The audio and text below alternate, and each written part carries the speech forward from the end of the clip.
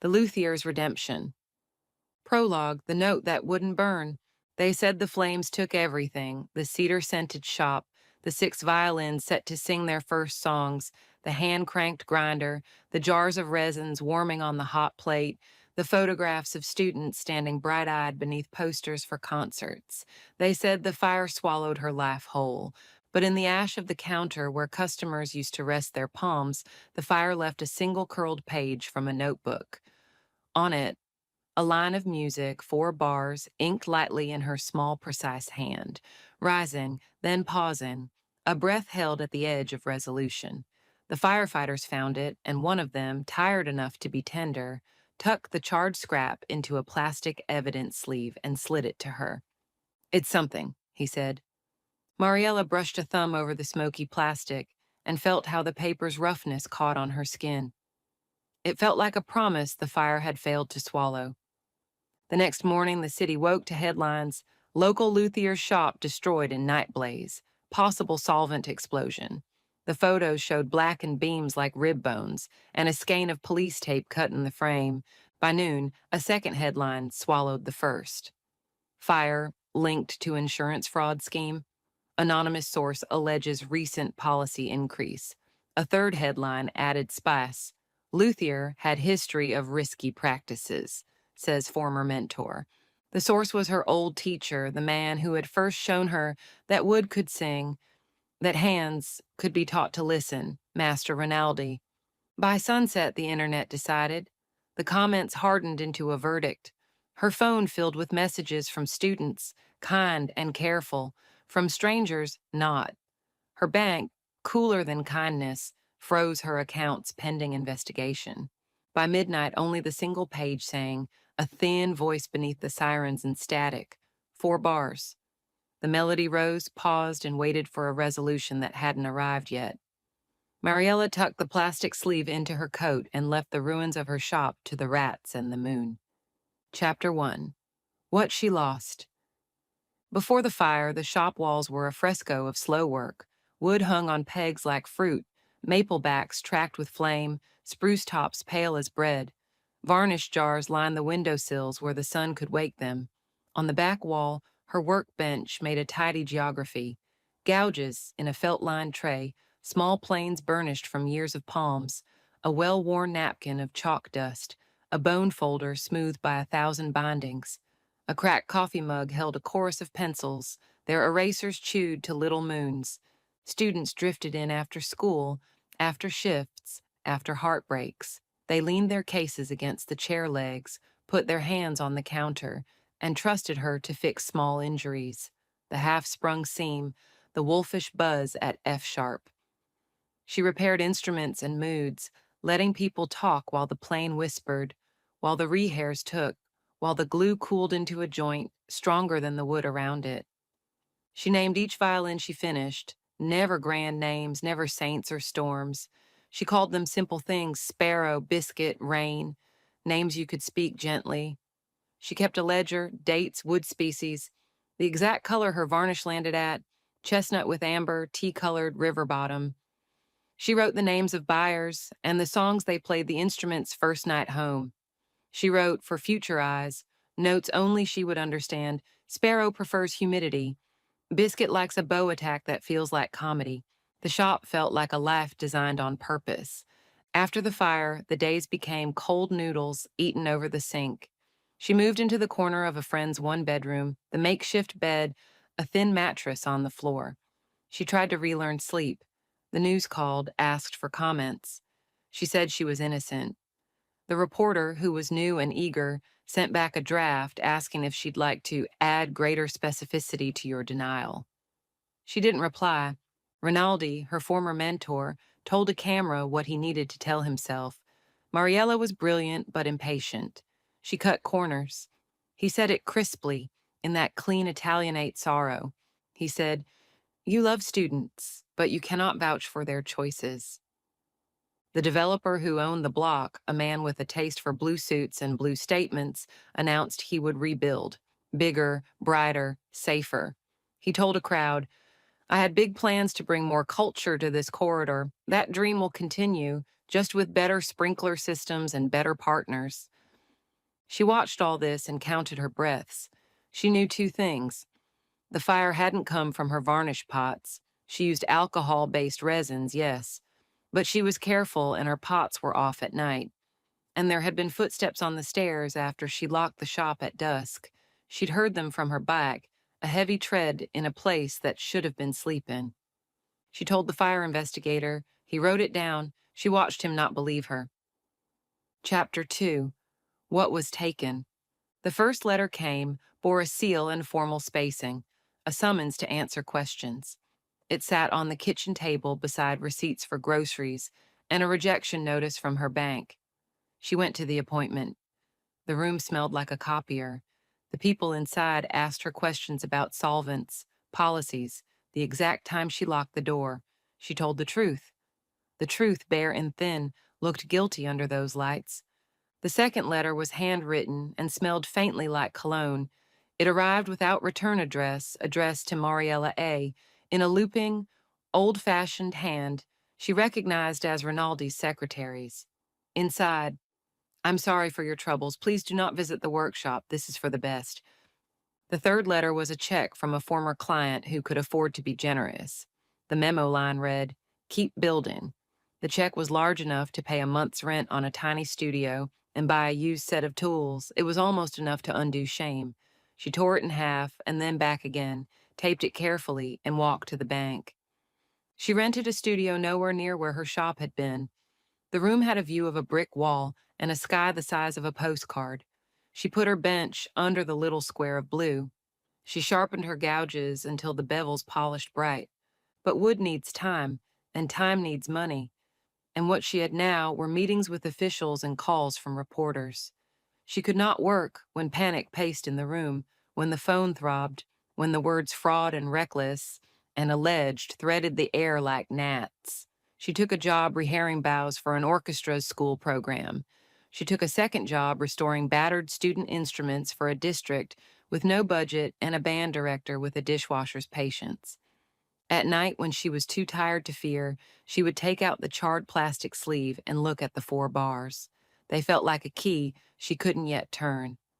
Chapter 3, The Student. He came in carrying a violin case wrapped in a sweatshirt, as if hiding it from rain, though the day was clear. He couldn't have been older than 17. His name was Sammy, and he'd taken 3 buses to get here. "Someone told me you fix things," he said, "things that got dropped." She looked at the case. It was the kind of rectangle sold cheaply with rental packages, edges scuffed to gray. Inside, the violin was a veteran of school closets, bridge-leaning, fine tuners rusted, strings like old dental floss. A spider had tried to web the scroll. "Can you pay?" she asked gently, because honesty kept rooms clean, and because her stomach had been measuring groceries by twos. He took a folded envelope from his pocket and set it on the counter. It held exactly $43 and a family photograph. In the photograph, 2 little sisters wore crowns, stolen from a birthday cake. A "Are you stupid" grin flashed on their brother's face. A woman with hair pinned back crookedly bent to kiss a cheek. A man in a uniform tried to hold everyone still. "That's my mom," Sammy said, touching the woman's hair with a finger. "My dad's overseas. She bought the violin at a pawn shop for me." Mariela looked at the photograph, at the boy, at the violin's tired face. "I'll make you a deal," she said. "We pretend I'm rich, and you owe me a favor later. For now, I need a sandwich." "What kind?" He blinked. "Turkey," he said, as if the wrong answer might offend the instrument gods. "Turkey it is." She gave him a list and the $43. He returned with 2 sandwiches and a bag of apples and the careful delight of someone who has been trusted with errands. She took 1 bite and set the food down, then picked up the violin. Work was a way to turn down the volume on panic. Within an hour, the spider had moved to freedom. A new bridge stood upright. Fresh strings sang. The nut had its grooves deepened and polished, the pegs turned like secrets, whispering. Sammy sat at the edge of the chair, watching as if he could learn by looking. "Show me what you play," she said. He placed the violin on his shoulder, as if it were a fragile animal. He played a simple melody, halting but full. Halfway through, his bowing smoothed, his eyebrows stopped climbing with each note, and the small violin became large in the room. She taught him to listen to the space between notes. She taught him that if the E string whined like an insult, he could adjust bow speed, hair angle, weight. He nodded solemnly as if she'd shown him how to translate a language spoken by the air itself. When he finished, she played 4 bars, the ones on the charred page, rising to the precipice and waiting, and said, "Finish it." He tried, faltered, tried again, found an ending that wasn't the one she'd expected, but filled the room like a promise. She wrote it down beneath her 4 bars, their hands meeting on paper. He looked at her and smiled. "Can I come back?" "Yes," she said, and the word felt like a door opening. Chapter 4. The Podcaster. Daria was small and exact and wore headphones even when she wasn't listening to anything. She'd started a podcast in her kitchen called What Remains, where she investigated stories the big newsrooms let slip between their fingers. She had a laugh that could pull a thread through a needle. "I listened to your mentor," Daria said, sitting at Mariela's workbench, a mic on a squat stand between them. He sounded authoritative. "He sounds like that," Mariela said, not trusting the heat in her chest. "He taught me authority is a tone, not a truth." Daria grinned and scribbled that down. "Tell me what you know." They spoke for 2 hours about varnish and solvents and the way a soundboard carries a secret from string to the air, about the night of the fire, about footsteps on stairs. Daria asked patient questions of the kind that made you think better. When they finished, she wrapped her mic cable with the reverence of a ritual. "I'm going to ask the developer for comment," she said, casual but bright-eyed. "He's making a whole play for the block, turning your street into Aria Row jazz club and wine bars, the new economy's friendly face." "He had this play ready," Mariela said, not meaning to sound as tired as she did. "They always do," Daria said, and her voice went cool. "But I'm good at asking questions that make them look past me and into what scares them. I'll bring donuts." She did more than that. She filed public records requests. She charted the inspector's report on the fire against the developer's permitting timeline. She walked the block and saw that 3 small shops had changed hands in the month before, cash deals. She found a city council member who had received a sudden and generous donation from a political action committee with a name like an herb, Citizens for Time, which funds flowed through companies with names like clouds. Cumulus LLC. She found an insurance adjuster who used Rinaldi's workshop for independent appraisals. She found, through 3 emails and a favor called in from an old boyfriend, that the adjuster had been shoulder to shoulder with the developer at a season opener game, seats good enough to smile into the TV. 2 weeks later, she ran an episode. It was calm and damning, a careful walk through the fire scene, the chemical signatures the investigator had recorded but not foregrounded, the way accelerants pool and leap. She spoke of varnishes, quoting Mariela on why the shop would not have gone up like a box of matches. She asked 3 times on tape for comment from the developer. She played his no comment, polite, tired, and then she played Rinaldi calling Mariela impatient again, his voice softer now, as though the word had started to chafe. The episode did what her work often did. It put a small bright light on the story. You could almost hear some suits take a step back from their plans. Chapter 5. The Plan. "I don't want revenge," Mariela said out loud to her bench, to the little square of sky. The bench made no promises. What she wanted was a clean conclusion to the line she'd written years ago. Her shop, her work, the students, the steady years ahead. That arc had snapped. The new arc needed an ending that would not poison the beginning. She called Sammy. "You want to help me put on a concert?" "A concert?" he asked, voice flaring, then steadied himself. "Yes," he said, as if tasting the word to remember it later. She called Daria. "I want to fill a room with sound," she said, "and make a point." "I love points," Daria said, "especially musical ones." They rented the old community hall down the street from the ruins of her shop. The hall smelled of varnished floors, memories of weddings, and the lemon oil of ambitious custodians. It had a low stage and a faded curtain still obedient to its rope. The building had been bought by the developer last spring, but not yet rebranded. That was a grace. They put up signs: fire, wood, sound, a concert for what remains. Below, a benefit for instruments in city schools, students from 3 districts, 2 after-school programs, and 1 community orchestra signed on. A quartet from the symphony agreed to play anonymously.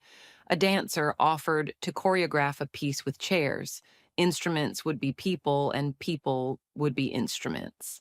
The band director with the dishwasher's patience brought cookies and a card table. Mariela built something else, a demonstration. She contacted the fire investigator, who had been skeptical but not unkind, and asked him to stand beside her on the stage for a small tutorial: how certain accelerants burn, how their residue reads under light, how a fire's origin tells the story you might not wish to tell. He said yes because he had become curious, because Daria's episode had been gracious and detailed and had not turned him into a villain. He said he'd bring a portable lamp and a piece of charred beam removed from the scene.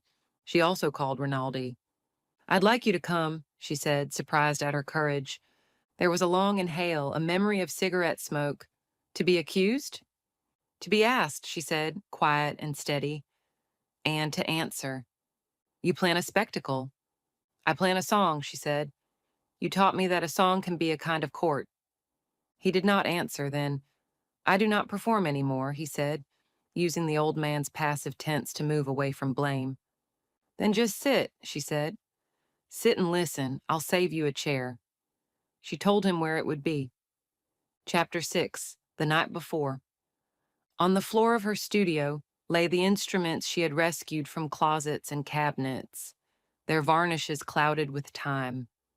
She had polished them with a recipe she'd learned from an old French book: linseed oil thinned with turpentine, a bit of rotten stone for bite, a drop of lavender oil to make the room believe in spring. The instruments gleamed softly, dignified, like neighbors dressed for a wedding they hadn't expected to be invited to. She took out a violin she had named Sparrow and played the 4 bars again, then played the ending that Sammy had written, the one that surprised her. It didn't resolve upward the way she would have. It resolved inward, a turn that felt like a resting hand. It was better. She wrote a short piece built around those bars. She called it what the ash wanted to say. She scored it for violins, violas, cellos, and a boy at the front who would play alone and then not alone. When she finally slept, she dreamt of the shop untorched. In the morning, she could still smell the coffee brewing there. Chapter 7, the concert. The hall filled with children in half-tucked shirts, and parents with phones set to video, and grandparents who dressed up in old suits and older smiles. The program listed pieces with simple introductions. This was written by a woman who restored a viola to its first voice, and this was arranged by a band director who believes in second chances. And this is a song that says hello and goodbye at the same time. On the last page, in small type, all proceeds go to repairing and buying instruments for students in city schools. The developer arrived with an assistant carrying a hard face and softer eyes. He sat in the second row. Cameras followed him. Daria nodded and moved to the side aisle, recorder ready. The fire investigator placed his lamp on the stage with the reverence of a priest placing a chalice. Just before the lights dimmed, an older man entered, hat in hand. Rinaldi looked smaller than the memory of himself, but he still moved like someone carefully arranging a table. He took the chair she'd saved him and stared at the stage as if the curtain could read his mind. Mariela walked to the center. The audience quieted. She spoke simply. "When wood burns," she said, "it sings a last song. The pitch a beam makes when it collapses tells a story about where the fire grew, how it traveled, what it touched to learn to burn. The fire in my shop took stories that were meant for later, but some stories stay away from heat, notes on paper, names, people." She introduced the fire investigator, who showed on a screen the charred beam and the way light kissed it to reveal traces. This here, a petroleum signature. This there, the clean gust of a fire that moved too fast. He spoke dryly but kindly, and the audience listened, not needing metaphors. Then the music began. Students played like people who had watched something precious nearly disappear and had decided as a community not to let it. The symphony quartet played a movement that made old women press handkerchiefs to their nostrils. The dancer spun a chair upside down, placed a violin on the seat, and bowed the air like someone remembering how to stand upright after a storm. Near the end, Mariela walked to the front with Sammy. She nodded, and he played the 4 bars. He wavered at the precipice, held it, breathed, and played the ending he had written. The young players behind him took it up. The room filled with a music that sounded like wood learning to speak after smoke. People saw it. They sat forward in their seats. Even Rinaldi, who had learned long ago to lean back from sentiment, leaned forward as if re-inhabiting a body he'd left behind. In the back, Daria's recorder blinked red. Chapter 8. The Turning. After the music, the questions. Daria moderated a steady hand. "Mr. Beaumont," she said to the developer, "you told my colleague you had plans to rebuild the block bigger and better. Did you purchase properties on this street in the month before the fire?" "I have been buying properties on this street for 3 years," he said, diction careful, the face of a man who had practiced and believed practice created truth. "We are building a cultural corridor. Did you or your companies or any associated company donate to Councilwoman Bay's PIAS, Citizens for Time? I support leaders who support small business. Are you aware that the insurance adjuster who evaluated Ms. Alvarez's claim shared season tickets with your CFO?" Daria asked, her tone amused in a way a man who doesn't listen might not hear as dangerous. "My CFO's tickets," he said, "are his business." Rinaldi spoke unexpectedly, voice worn down to velvet. "When I accused my former student of impatience," he said, "I was speaking of my own. I did not want my reputation touched by her fire. A coward's choice." He looked at Mariela. "I would like to see your shop rebuilt." The room murmured. The developer's jaw tightened. He made the face of a man who has belatedly read the room. In the lobby afterward, an inspector from the fire department, not the first one, a woman with boots broken improperly, and an expression that suggested she had often fixed messes she hadn't made, introduced herself to Mariela. "I'd like to look again," she said. "With you." "Please," Mariela said, her heart stuttering, a bird hearing a window open. Chapter 9. The Evidence in the Ash. They went to the site. The crime scene tape had long since sagged and snapped. The ruins lay like a mouthful of broken teeth. The investigator with the boots asked Mariela to show her where the varnish pots had been, where the last instrument had been clamped, where her ledger had sat. Mariela pointed, barefoot with memory. The woman crouched and lifted a charred hinge between 2 fingers. "Door to your back room?" she asked. "Yes. Burn patterns suggest this area went last." "So the fire didn't start at my bench," Mariela said, not daring the hope to billow. The woman nodded. "The earliest burn is by the stairwell." She pointed to a collapsed corner where ash had settled differently, and early snow. "You said you heard footsteps?" "Yes."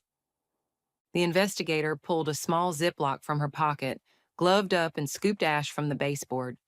She smelled it. "Old habit," she said, catching Mariela's raised eyebrow. "There's a ghost of something here, not solvent."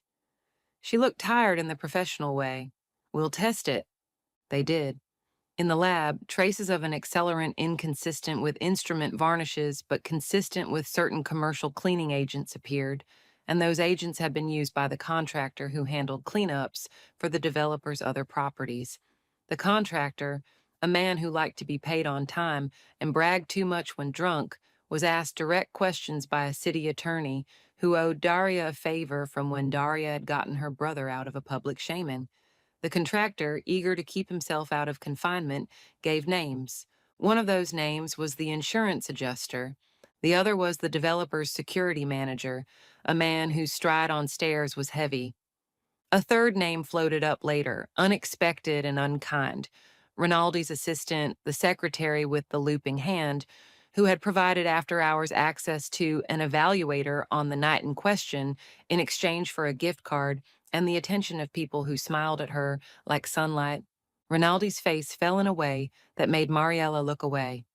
Chapter 10, The Arrests. It did not happen at once. Justice never does. It happened the way a violin dries after varnish, slowly, evenly, or else it cracks. Daria reported carefully on what could be said without being sued into silence. The city attorney, aware now that more eyes were watching than before, moved forward. The insurance company, interested always in not losing money, suddenly became very interested in malfeasance that did not belong to their brand. The same reporters who had printed the first headlines printed updates with a little less vigor. Sammy studied for finals and came to the studio between exams to help scrape glue. He played tone exercises. He learned to coax a harsh note into humor. "It's like people," he said. "You treat them differently, and they become themselves." One day in July, the heavy-striding security manager was arrested for arson and conspiracy. The insurance adjuster was indicted for accepting gifts and backdating reports. The developer was charged with lesser counts first, financial misstatements, improper filings, but the list lengthened as men who had thought themselves clever tried to shrink their sentences by telling longer stories. Rinaldi's assistant was charged with trespassing and tampering. She wept in court and looked very small. The judge spoke to her as if they were both people who had made choices on days they should have slept instead. She would do community service at a library. Sometimes help feels like a punishment until it doesn't. Rinaldi stood outside the courthouse and took no questions. He looked for Mariela and did not see her because she was not there. She was at her workbench carving a bridge, the intimate arc of it like a smile you learn by practice. Chapter 11, The Letter. 2 months later, Mariela received a registered letter. The envelope was heavy as a hand. Inside, a short apology from the insurance company, 10 pages of legal language, and a check that made her sit down. She read the apology twice. It wasn't poetry, it was very careful. It admitted to procedural failures and premature conclusions. It did not say, "We were wrong." It said, "We did not have all the facts," which is the professional way to say we were wrong without confessing to a soul. The check, however, did not mince. It was enough to rebuild the shop and pay the rent on the studio until the walls had been framed. It was enough to buy wood and hire people and donate instruments to a school. It was enough to say yes to the future in a voice that didn't wobble. She tucked the check into her pocket and walked to the burned block. It had been cleared, the ground raked. A temporary fence installed with the developer's logo removed. The sky above seemed larger than it had in the old days when the shop sat snug in its row of brick. She stood in the center of the lot and played 4 bars on Sparrow. The sound lifted and didn't bounce back from walls. It went up into the open blue and kept going. She liked that. She would rebuild, yes, but not here. The ground felt hungry. She chose a space 5 blocks away, closer to the school, on a street that still housed a cobbler and a bakery where the bread took its time. The landlord, who had inherited the building from a father who wore suspenders properly, knocked 2 months off the rent and then pretended he hadn't. Chapter 12, The Shop Again. The new shop had light like a compliment, windows unspooled morning across the floor. She painted the walls a color named paper, which felt like a dare to fill it with notes. She bought a new bench and moved her old tools in, nostalgic as elders at a wedding. She hung wood like fruit again. She wrote the words, "What remains above the door," in gold paint, small enough that only those who needed to see it would. Students returned. Word traveled the way word travels when the wind is in your favor. A bluegrass man with a hat like a coastline brought in a fiddle that had lived under a bed. A little girl who laughed too hard at her own jokes came to rent a quarter-sized violin and left promising to practice. Sammy took Saturday hours at the counter, learning to speak the difference between bridges like he was telling fortunes. Daria kept making her podcast, episodes about systems and the people who take advantage of them and those who prize them into better shapes. She produced a series on small corruptions and called one episode The Smell of Accelerant. She smiled when she said the title. Mariela laughed and told her she was never changing careers, not even to help. Rinaldi visited the new shop at dusk. He stood in the door until she looked up, because he was a man who announced himself delicately. "I would like to purchase an instrument," he said. "You can have one," she answered, not unkindly. "No," he said, voice as careful as the day he showed her how to set a soundpost. "I would like to buy one, and I would like to ask if you would stop calling me master, even in your head." She took down a violin she had nearly finished, a maple back with flame so deep it looked like light trapped beneath water, a spruce top as even as a prayer said properly. She placed it in his hands. He drew the bow across the strings and made the room into a cathedral for a moment. "What is its name?" he asked. She thought of her ledger, of the nights she had believed everything was ash, of the boy who finished a melody he hadn't begun. "Mercy," she said. He nodded once. He wrote a check and tried to hand it to her. She shook her head.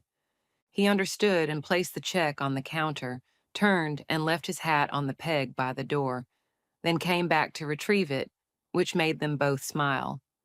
"I'm teaching again," he said softly, "but differently." "Good," she said. "Teach them that authority is a tone, not a truth." He looked pleased to be quoted. Chapter 13. The Verdicts. When the developer stood in court, he wore a suit that fit and a face that didn't. He did not look surprised, not even when the judge listed his offenses like a litany: wire fraud, bribery, conspiracy, endangering public safety. He took a plea that kept him from a longer sentence, but did not keep him from years. His assistant received probation and a job offer later from Daria's station, not as a favor, but because she was good under pressure and had decided to be on a better side. The insurance adjuster, who had thought himself clever and professional in a way that insulated him from consequences, received time. The security manager received more. Sentences are never symphonic, they are thuds. But there was a day when those thuds sounded like a drumline ahead of something better. Rinaldi's assistant read books to children at the library for her service. She did the voices. She sometimes began to cry without explanation and wiped her eyes with the back of her hand and kept reading. She finished her hours and stayed on as a volunteer. The fire investigator with the boots got a commendation, which she stuck in a desk drawer, and a note from her captain that said simply, "Nice work listening." She pinned the note above her computer. Chapter 14. Redemption. Redemption, Mariela learned, is not a courtroom speech. It is listening to a violin open up across 3 weeks of daily scales. It is telling a boy that he is allowed to take a risk on a high note and hearing him do it without apology. It is sanding a bridge to a curve that will make a student smile when G and D meet sweetly. It is teaching a woman who believed her hands were clumsy to hold a bow and feel strength without tension. It is returning a repaired viola and watching its owner place their cheek against its back for a second, like a person greeting a friend at the airport. She hosted another concert, not to prove anything, but to let the room fill with the sound of instruments that had been broken and weren't. She called it Names the Fire Forgot. Each player said before their first note the name of someone who had made them feel like music mattered: teachers, cousins, janitors who let them practice in empty cafeterias. The crowd spoke back names. The hall became briefly a roll call of kindness. Afterward, in the quiet, she took out the charred plastic sleeve with the 4 bars, the ones that had waited. She removed the page gently and placed it in a frame by the door. Beneath it, in small letters, she wrote, "We finished this." Chapter 15. The Visit. There are 2 kinds of courthouse steps: the ones people climb with arguments folded inside them like knives, and the ones people descend after deciding to put their knives down. Months after the verdict, Mariela climbed the steps of a different building. She had written to the prison where Rinaldi's assistant had been briefly held before transfer, asking to see someone else. She had not expected a yes, but she had received one. The visiting room smelled like disinfectant and nerves. Rinaldi sat at a table, not a glass, between them because this facility had decided in an experiment that a certain amount of touch is not a risk, but a repair. He looked older and also somehow younger, a man relieved at having dropped something heavy. I wanted to say, "I'm sorry," he said immediately, like someone in a story who had promised himself he'd speak before fear arrived and rearranged his words.